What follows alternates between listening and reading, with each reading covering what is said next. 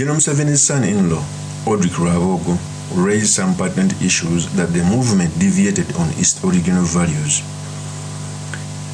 RWABWOGO speaking, we must hear what he's saying without analyzing the person. RWABWOGO said these statements. I want you to know that freedom does not always beget freedom. It sometimes breeds anarchy and a resurgence of what is in the foundational DNA. There were also groups inside the movement in the last elections dressed up in military uniforms, beating up people, invading polling stations in some of the constituencies, shooting and dispersing voters, and then openly doing ballot stuffing. Some of these scenes were extremely disturbing for me to watch. Other people lined up others and paid them to vote for them. No independent choice at all from citizens, some of the citizens in our area. This is what happens when we undermine or when we lack a central uniting idea and we... That is ODREK RWABWOGO. For those who have been my ardent follower, I've been always telling you that there is a leadership crisis within the house of General Museveni. And it's natural. They are seeing their parents, their grandfather aging, and they want to take on the mantra of the presidency. It is the truth. Okay? So after seeing that they have to take up the mantra, very many people want to take off from General Museveni, and among those people include ODREK RWABWOGO. Sources say that General Museveni favors ODREK RWABWOGO, and even Muhoozi is in the circle. Muhoozi is doing it in the crude way of intimidation, arrest, threatening, and to some extent, I did a previous video saying how people can use this technique so that the people can follow them, but people can follow them in fear. But later they would have to abandon him. On the other hand, ODREK RWABWOGO is doing it in a corporate way, persuasion, painting you on how Uganda is supposed to be. This is how they are fighting for power. You know, Museveni is 82 years. It is the truth. Even if you have your father who's 82, I have my grandfather. When he's speaking, he speaks about how after death this should happen. It's just normal because transition is nearer. It is the truth. So when RWABWOGO addresses those issues, we must understand the crisis you're in as a country. So the purpose of this video, I've come to talk about the statements which were made by ODREK RWABWOGO, what it means for our politics, and most importantly, the study materials we can learn from the politics of our nation. But before I do this, I want to let you know that if you're into this channel, please subscribe. And if you're watching this video from a different platform, please head into YouTube, type in Sula Mawagari. There's a lot of content of this nature. If geopolitics and economics is what you want, this will be definitely the right channel for you to subscribe to.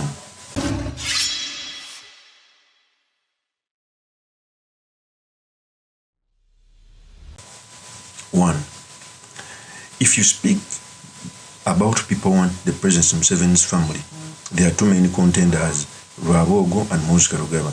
It's the reasons why the PLU brigade, they used to attack ODREK RWABWOGO. This is the truth.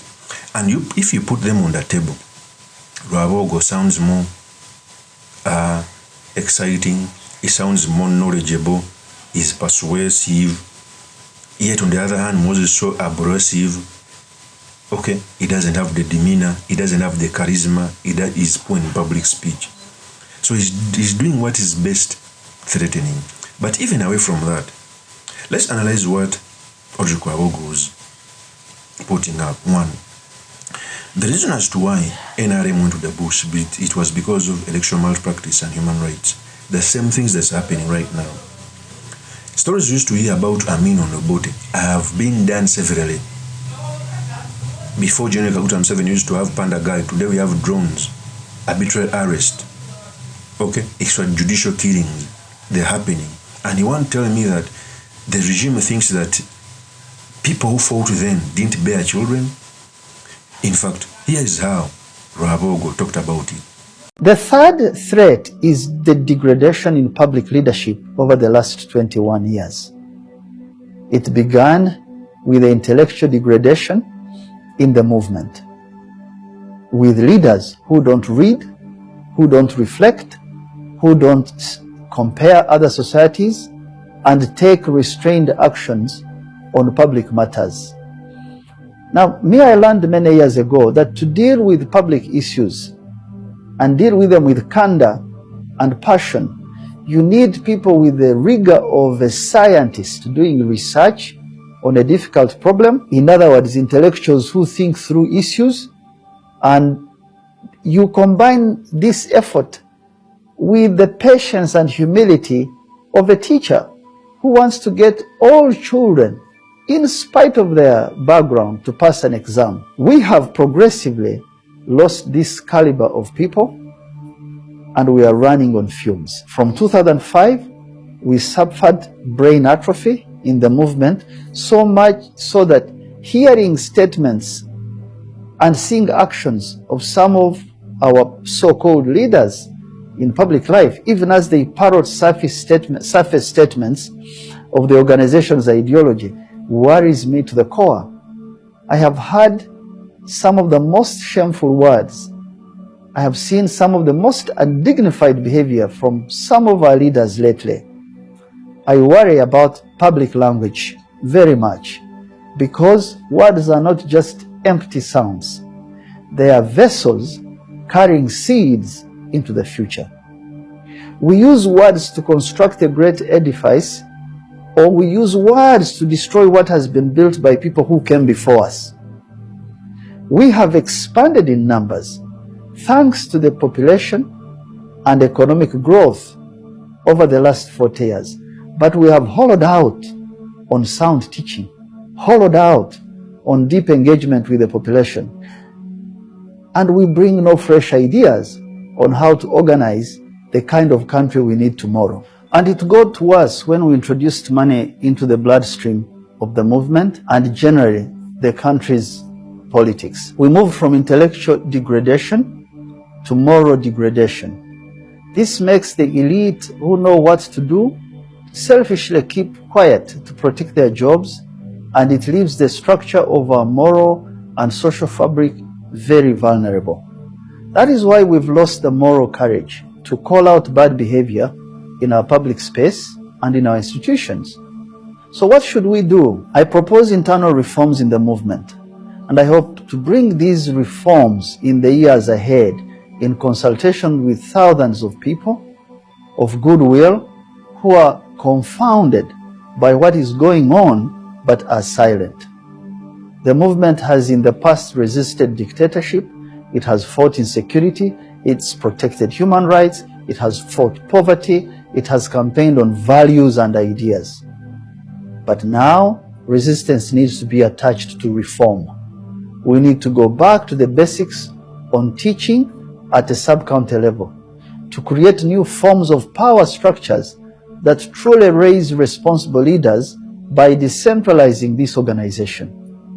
When something is truly decentralized based on a plan, it begins to breathe again, to attract fresh talent that is well nurtured into leadership. Today, we suffer what in finance and venture capital they call a key man risk, KMR. Key man risk means that there is one person in business, in a business entity, or with a skill or unique patented technology which underwrites more than 70% of the risk of that business. And therefore, that key man risk stabilizes business and attracts investment. If this skill moves, the business structure begins to bleed and could fail. Our KMR is President Yoweri Museveni, and we must protect him from wrong, unthinking characters who are undermining the greater good. He has held together the Uganda structure that had failed from 1962 to 1986. He has given us a fresh lease of life, prosperity and stability. All Ugandans now have a stake in him, and no one group should seek to monopolize him or to pretend to act on his behalf when we all elected him. He is our asset. If we do not rebuild the moral and principle foundation of the movement when he is with us, what happens when he is no longer here or in charge? That is my question, not just to the movement people, but to the people of Uganda. in spite of our differences in faith, in tribe, in age, in qualification, or in the party. The NRM has never been a political party. You see this in its behavior. It does not work as a party because it's a political movement from the start. And it still works as an all-encompassing and fused dangerously with state structures. The party is supposed to be the principal and the government the agent. But the roles have been reversed for a very long time. Why are we operating as a party only in name?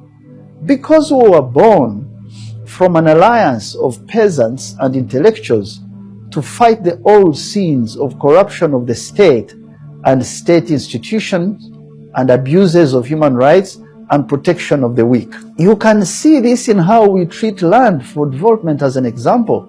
We kept all the land tenure systems, including the old, non-productive, emotionally laden, culturally driven common land or calendar land, the one we call calendar land, which is customary land. Yet we want services, jobs, industrial parks, aggregation centers for food. We want highways. We want modern railway stations, and many other public projects that drive development for all of us. How are we going to reconcile the need of development and the very expensive obstructions that come with land that some people don't always see as an asset, but a cultural or social insignia? What new ideas do we have to separate the common abuse of this word people? Yet it is the selfish underlying elite interests that abuse the people and provide no direction. How will you raise good leaders to resolve this if you do not have a structured, credible, transparent, open pathway about reforming the movement and building a party for tomorrow? I pose these questions for you to see these threats and work with the progressive forces in our country for a better tomorrow. I don't pose these questions to threaten or to scare anyone. I do this for God and my country. I am your friend, ODREK RWABWOGO. That is ODREK RWABWOGO, and it's the truth. We cannot continue this way. In a recently concluded election of Kalangala, we saw ballot stuffing.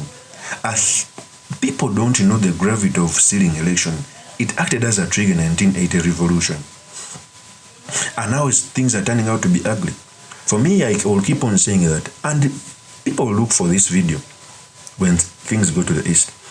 In this transition scheme, 80% of the casualties are going to come from Museveni's family and NRM. All transitions are like that. Before they even come for us to the opposition. When RWABWOGO raises issues, okay, I may not believe in what he's saying the right thing, but I don't believe in him as a person. Because also he's an extension of repression. The money he gets from regime after